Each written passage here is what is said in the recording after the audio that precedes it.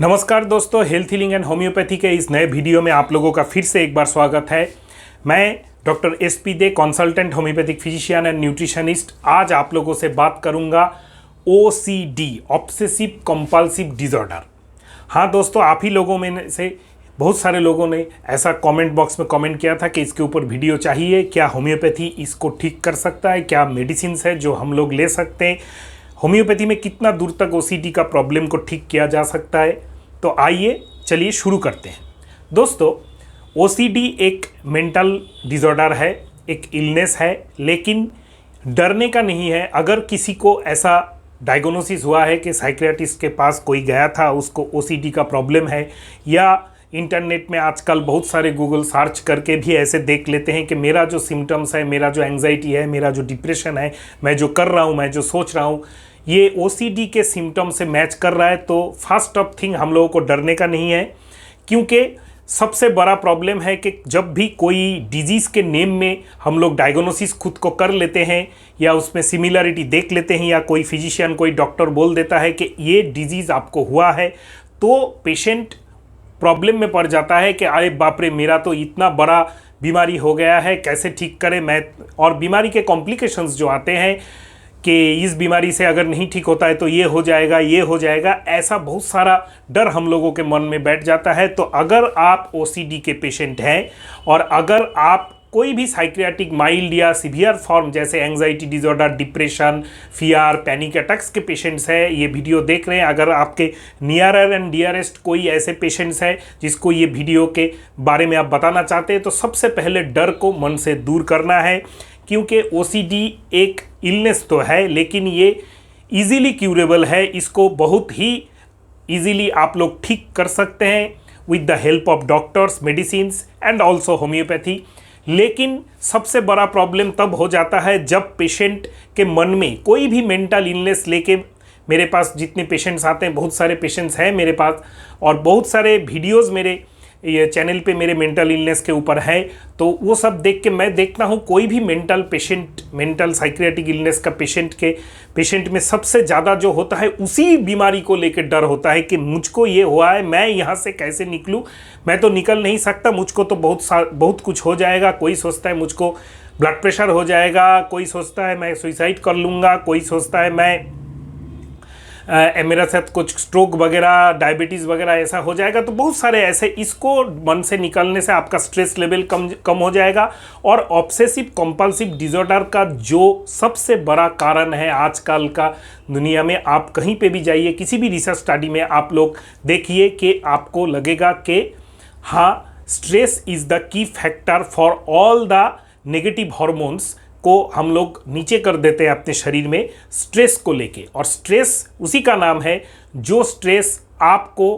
हर time tension देता है, panic करता है, प्रॉब्लम देता है, उसी को हम लोग डिस्ट्रेस, या जो खराब स्ट्रेस है जो आपका नेगेटिव हार्मोन्स को आपके बॉडी में बढ़ाता है, पॉजिटिव हार्मोन्स को घटाता है, उसी को हम लोग सबसे ज़्यादा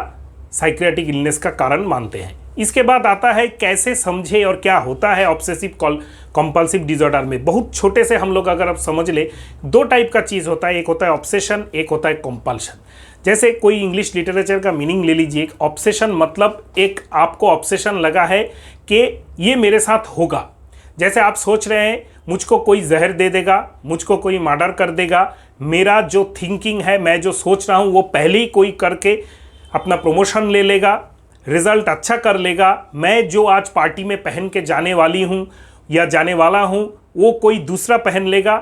और मुझसे अच्छा दिखेगा। This all things are obsession. यही ऑब्सेशन सबसे ज़्यादा होता है OCD पेशेंट्स में, और होता है एक पर्टिकुलर टाइप का लॉस, फियर ऑफ लॉस। कैसे?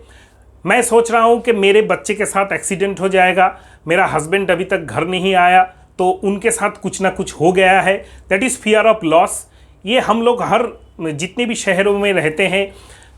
सेमी अर्बन एरिया में जितने भी हम लोग इंडियंस रहते हैं, हर आजकल का एक दुनिया का फैशन ट्रेंड चालू हो गया कि वहाँ पे एक्सीडेंट होगा, वहाँ पे बम ब्लास्ट हो गया, वहाँ पे भीड़ में कुछ हड़बड़ी मच गई, बहुत सारे डेथ हो गए। ये सब खबर हम लोग, न्यूज़ हम लोग देखते रहते। तो जब भी हम लोग के घर से कोई बाहर जाते हैं फैमिली मेम्बर्स, तब हम लोगों के मन में ये डर लगा रहता है कि उसका फ़ोन नहीं लग रहा है, उसका फ़ोन स्विच ऑफ आ रहा है, मैं फ़ोन कर रहा हूँ वो फ़ोन नहीं उठा रहा है। तो ये एक fear of losing and fear of insecurity, अगर ये एक्सेसिव हो जाए, हर दिन हर टाइम आपको ये अगर आपको सताए, तो एक इम्पॉर्टेंट सिम्टम होता है। इसके बाद आता है जैसे फियर ऑफ इंसल्ट। आप सोच रहे हैं कि आपको कोई इंसल्ट करेगा या आपको कोई आपका क्षति कर देगा, ऐसा भी सिम्टम्स ओसीडी में पाया जाता है। इसके बाद आता है compulsion, repetitive behaviour. Repetitive behaviour मतलब आप बार बार हाथ धो रहे हैं, आप बार बार मंदिर में जाते हुए रास्ते में मंदिर में ऐसा माथा टेक रहे हैं, एक बार टिकाने से ही हो जाता है, आप 10 बार टिका चुके हैं।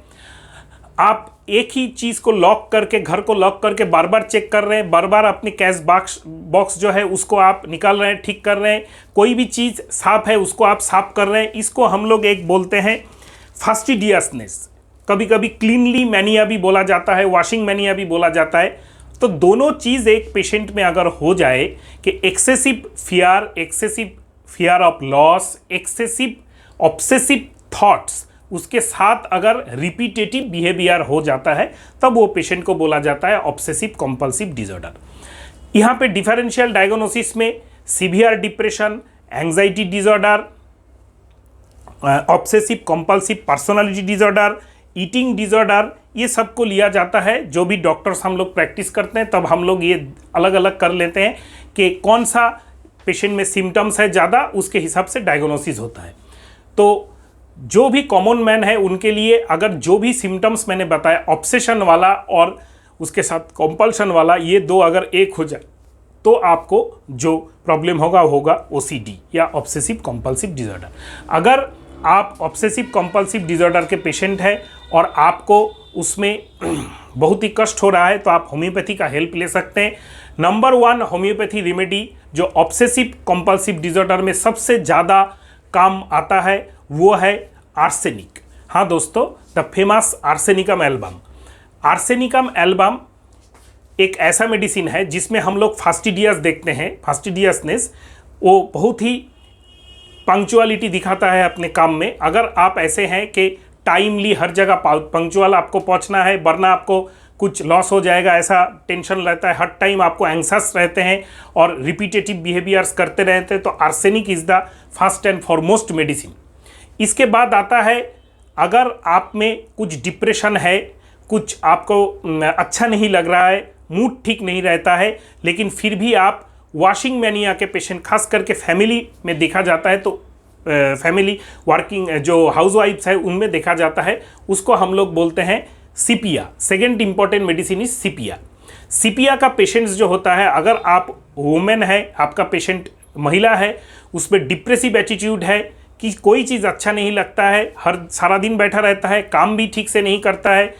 अपने फैमिली मेम्बर्स के बारे में भी इंटरेस्ट नहीं है, हर टाइम एकदम डिप्रेस्ड रहता है और उसके साथ उसको वॉशिंग मैनिया है, एक ही चीज़ को बार बार धोता रहता है, एक ही चीज़ को बार बार करता रहता है, तो जो मेडिसिन है वो है सीपिया। इसके बाद का जो मेडिसिन आता है, बहुत ही इंपॉर्टेंट एंड फेमस मेडिसिन, आप लोगों ने बहुत जगह सुना होगा। हाँ दोस्तों, नाक्स भूमिका। नाक्स भूमिका is the third important medicine. Nux भूमिका पेशेंट आजकल बहुत, आप लोग जो भी ये वीडियो दे, अगर आप कॉरपोरेट्स में हैं, कोई भी ऑफिस जॉब में ऐसे हैं जहाँ पे बहुत ज़्यादा वर्किंग स्ट्रेस है, आपको बहुत ज़्यादा वर्किंग स्ट्रेस दिया गया है, या आप स्टूडेंट है, पढ़ाई का स्ट्रेस ज़्यादा है, या आप वर्किंग वुमेन है, job related, studies related, business related stress, paper work related stress आपको बहुत ज़्यादा है, बहुत लेट करके, खास इस पॉइंट पे अगर आप ध्यान दें, बहुत लेट स्लीपर जो होते हैं, बहुत लेट करके अगर आप सोते हैं और उसके कारण आपका नींद कंप्लीट पूरा नहीं होता है, मिजाज जो आपका है, जो मेंटल आपका मिजाज है, वो चिड़चिड़ा हो जा रहा है दिन के दिन, उसके साथ आपके मन में संदेह, सस्पिशियसनेस क्रिएट हो रहा है कि ये वो क्या कर रहा है, उसको जाके देखना पड़ेगा, ये ठीक नहीं हो रहा है, इसको जाके देखना पड़ेगा, हर चीज़ में आप एक नुक्स निकालते जा रहे हैं और उसके साथ आपका इरिटेबिलिटी लेवल हाई हो रहा है, उसके साथ आपको थोड़ा गैस्ट्रिक प्रॉब्लम भी हो रहा है। अभी तो आप कोशिश कर रहे हैं ठीक से सोने के लिए, लेकिन आप ठीक से नहीं सो पा रहे हैं। द मेडिसिन इज नाक्स भूमिका। इसके बाद सबसे इम्पॉर्टेंट एक बहुत चर्चित साइक्रेटिक इलनेस का होम्योपैथी मेडिसिन है हायोसियामास। अगर आप में ऐसा वहम या डर बैठ गया है कि कोई आपको पॉइजन दे देगा, कोई आपको मार देगा, कोई आपको कुछ कर देगा जिससे आपका फिजिकल असल्ट होगा, तो आपका मेडिसिन है हायोसियामास। हाईली सस्पिशियस, हर किसी को सस्पिशियस के नज़र से देख रहा है,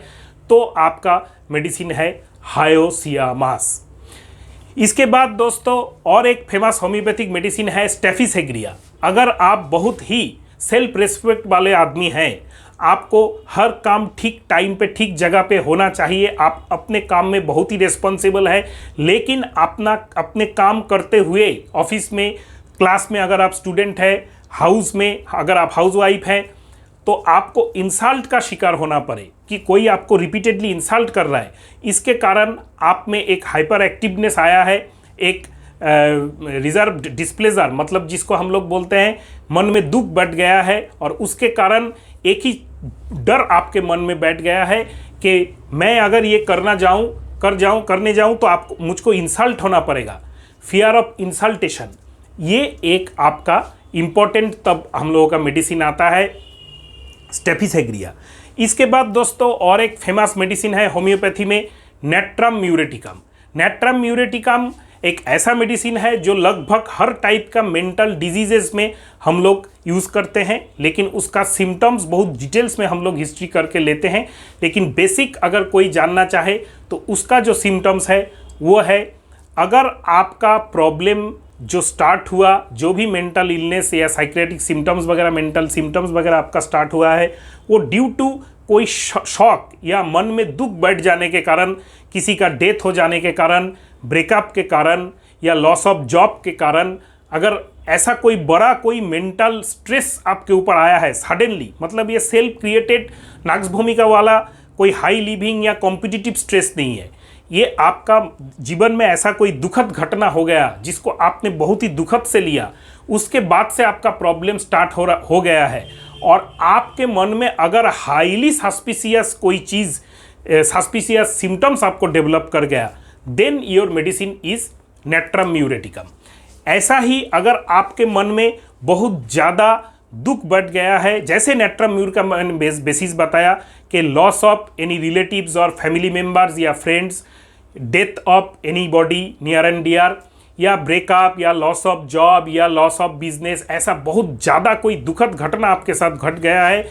उसके बाद से आप एकदम ही चुप बैठ गए हैं, डिप्रेस्ड रहते हैं, उसके साथ साथ आपका ये ऑब्सेशन और रिपीटिटिव बिहेवियर चालू हो गया, लेकिन उतना ज़्यादा सस्पिशियसनेस, संदेह प्रवणता जो होता है ये क्रिएट नहीं हुआ, तब आपका मेडिसिन है इग्नाशिया। ऐसे ही करके होम्योपैथी मेडिसिन को हम लोग पेशेंट के जो भी हिस्ट्री पेशेंट हम लोगों को देते हैं, उसका जो एनालिसिस है, जो कॉज है, उसके साथ उसका जो प्रेजेंट सिम्टम है, उसको हम लोग कोरिलेट करके ट्रीटमेंट करते हैं, तब जाके बहुत ही अच्छा, बहुत ही बेस्ट रिजल्ट हम लोगों को मिलता है। और एक दो मेडिसिन बहुत ही काम का है इसी प्रोस्पेक्ट पे, खास करके स्टूडेंट्स हैं जो भी यंग जनरेशन के हैं, इनको हर टाइम एक ही पढ़ाई लिखाई हो या ऑफिस का जॉब हो, एक फियरनेस, एक सस्पिशियसनेस लगा रहता है कि मैं नहीं कर सकूँगा, मुझसे नहीं होगा, मैं fear of loss of thought memory, मतलब मुझको ठीक से याद नहीं रहेगा, मैं कर नहीं सकूँगा। अगर आपको ऐसा है कि मैं ठीक से कर नहीं सकूँगा, मुझसे ठीक से नहीं होगा और मैं ये याद नहीं रख सकूँगा, मुझको loss of memory, fear of loss of memory मुझको सता रहा है, तब आपका मेडिसिन है एनाकार्डियम। एनाकार्डियम लेने से आपका जो कॉन्सेंट्रेशन ऑफ माइंड है, जो मेमोरी पावर है, वो इम्प्रूव हो जाएगा, और कॉन्सेंट्रेशन ऑफ माइंड है वो आपका एक जगह पे बना रहेगा। जो रिपीटेडली आप एक ही चीज़ पढ़ रहे थे वो आपका नहीं होगा। इसके बाद और एक मेडिसिन है दोस्तों अर्जेंटम नाइट्रिकम। अर्जेंटम नाइट्रिकम का जो पेशेंट है उसको बहुत ही मन में डर लगा रहता है, किसी भी स्टेज परफॉर्मेंस देने में, किसी भी पब्लिक स्पीकिंग में, किसी भी जगह जाने पर, जैसे ट्रेन पकड़ना हो, बस पकड़ना हो, वहाँ पे जाने से पहले उसको एक बार लेटरिन जाना पड़ता है, डायरिया टाइप का हो जाता है, डर मन में लगा रहता है। वो जितने भी बड़ा बड़ा बिल्डिंग है ऊंचे शहरों में, उसके पास से जाते हुए घबराते हुए सोचता है ये मेरे ऊपर गिर जाएगा, मैं मर जाऊंगा, मैं ये रोड नहीं क्रॉस कर सकूंगा, मुझको गाड़ी आके मार के चला जाएगा, मैं मर जाऊंगा। अगर ऐसा आपका बहुत ही एक्यूट फियर रहता है विदाउट एनी सस्पिशियस, मैंने सस्पिशियसनेस जो है संदेह प्रवणता, उसके बारे में 2 अलग अलग मेडिसिन मैंने पहले ही इस वीडियो में बता दिया है। अगर आपको ऐसा मन में डर लगा रहता है हर टाइम कि हाँ मैं तो ये नहीं कर सकूंगा, वो नहीं कर सकूंगा, तो अगर आप उसके साथ कोई रिपीटेटिव बिहेवियर या ऑब्सेशन आप में आता है तो आपका मेडिसिन है अर्जेंटम नाइट्रिकम। जितने भी मेडिसिन मैंने यहाँ पे बताए, ये सब मेडिसिन लेने के लिए आपको 200 पावर में लेना है। हाँ दोस्तों, ये इस बार 30 नहीं 200 पावर में लेना है और 3 दिन तक ही खाली लेना है। 2 से 3 बूंद डायरेक्ट मेडिसिन का आप किसी भी कंपनी का, अच्छा कंपनी का शीशी 30 ml का खरीद सकते हैं। वहाँ से 2 से 3 बूंद आपको 1 चम्मच पानी में लेना है सुबह खाली पेट में ब्रश करने से पहले। ब्रश करने से पहले मुंह को सादा पानी से कुल्ला करके 2 से 3 बूंद आप जीभ के ऊपर ले लीजिए, साफ जीभ के ऊपर, और आप 3 दिन 1 डोज करके लेते हुए 3 दिन बाद ये मेडिसिन बंद कर दीजिए। 15 डेज ऑब्जर्व कीजिए। अगर आपका सिम्टम्स इंप्रूव होता है तो आप दूसरा बार रिपीट कीजिए। ऐसा करके 1, 2, 3 बार 4 बार रिपीट करने के बाद अगर आप चाहते हैं कि किसी अच्छा होम्योपैथ से आप कंसल्ट करना चाहते हैं तो ज़रूर कीजिए। मेरे साथ भी कर सकते हैं। डिस्क्रिप्शन बॉक्स में मेरा व्हाट्सअप नंबर पे व्हाट्सअप करके कॉल मत कीजिएगा दोस्तों, क्योंकि ऑब्सेसिव कंपल्सिव डिसऑर्डर कभी कभी टाइम लग जाता है ठीक होने में। अगर आप में आत्मविश्वास बहुत ही ज़्यादा है, आपका सेल्फ रियलाइजेशन, सेल्फ कंट्रोल बहुत ही ज़्यादा है, तो ये तो बीमारी बहुत ही इजीली हम लोग ठीक कर देते हैं विद इन फ्यू वीक्स और फ्यू मंथ्स। लेकिन अगर आप में self control, self learning, self जो कॉन्फिडेंस है ये आपका उतना ज़्यादा नहीं है, आपका बहुत ही डिस्ट्रैक्शन हो चुका है ये सब मेंटल गुड फैकल्टीज़ का, तब थोड़ा सा टाइम लग जाता है। काउंसलिंग का हेल्प आप लोग ले सकते हैं। अच्छा मेंटल काउंसलर अगर आपको मिल जाए तो उनके साथ बात कर सकते हैं। साइकोथेरापिस्ट जो है, जो मेंटल टॉकिंग वगैरह करते हैं, काउंसलर भी करते हैं, उनके साथ आप हेल्प ले सकते हैं। या किसी भी अपने लोकालिटी में अच्छे होम्योपैथ जो है, जो रजिस्टर्ड है, BHMS या MD डिग्री वाले हैं और ऐसे पेशेंट को ठीक कर चुके हैं, ऐसा कोई होमवर्क करके अगर आप निकल सकते हैं तो आप इसको ज़रूर आप उनसे कंसल्ट कीजिए, तो बहुत ही जल्दी आपका ठीक हो जाएगा। कोई भी होम्योपैथी मेडिसिन कोई भी एलिमेंट्स के लिए हो, कि मेंटल या फिजिकल, लगातार महीने पर महीने सोशल मीडिया पे देख के आपका खाना ठीक नहीं है, इससे सिम्टम वर्स हो सकता है, कोई भी और दूसरा प्रॉब्लम क्रिएट हो सकता है, डायग्नोसिस में भी कन्फ्यूजन हो सकता है। तो इसको हम लोग आपको रिक्वेस्ट करेंगे, कोई भी मेडिसिन लेने से पहले अच्छा करके किसी भी एक डॉक्टर से आप कंसल्ट कर लीजिए। नमस्कार दोस्तों।